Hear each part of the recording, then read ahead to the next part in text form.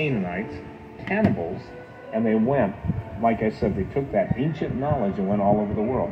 For the first time in history, and this was a gift from heaven, there's a gentleman who was invited to go into the secret warehouses of the Smithsonian. In other words, imagine the last scene in Raiders of the Lost Ark, the first one, and was showing the Egyptian artifacts taken from the Grand Canyon.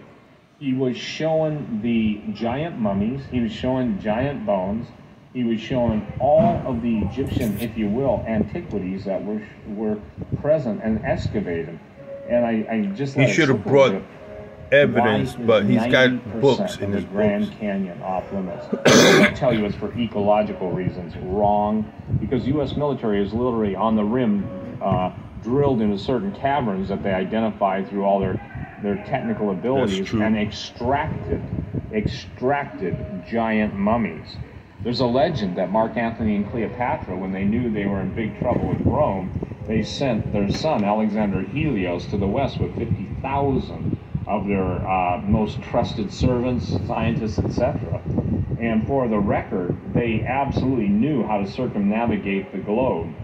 The idea of isolationism was pretty much the foundation of the Smithsonian by John Wesley Powell. So in other words, it was important for the idea that nobody traveled any place to keep the false narrative going.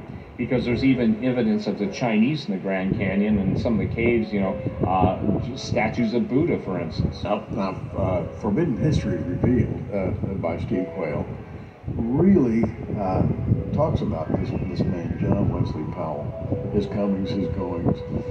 He operated on a premise, and his premise was that there is a certain historical narrative that we want to preserve for the Americas, and any other historical narrative we're going to hide away as quickly as we possibly can. Now, to say that is one thing. To see this is another thing indeed. Because when I watched your production, it suddenly became real. At the visceral level, this whole thing, and I said to myself, I now understand for the first time how all of the conspiratorial ideas that the world has had are locked together into one idea, and that is to hide biblical truth. That is the conspiracy. That's the bottom line. And the word I was given by the people that fight the things that go bump in the night is that, remember, it's never what you see on the surface, but what's underneath. And so when we're talking about the history of the Grand Canyon, now this is what else is interesting, Gary.